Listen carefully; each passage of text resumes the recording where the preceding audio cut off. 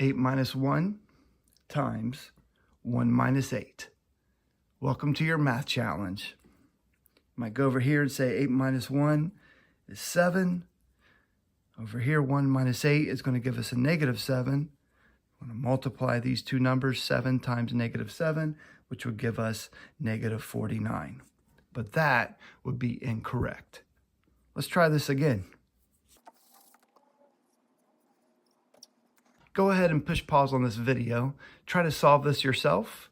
Enter your answer down into the comments, and let's see if you get it right. So to solve this problem, we first have to understand our order of operations, PEMDAS. This tells us that we first focus on the parentheses and the exponents, then multiplication and division, and adding and subtracting.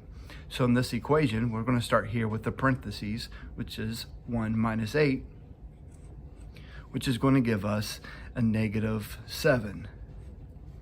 Bring down the rest of this problem.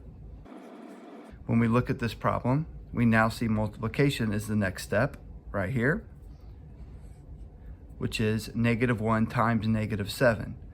Negative 1 times negative 7 is a positive 7, which is actually going to change this sign to 8 plus 7.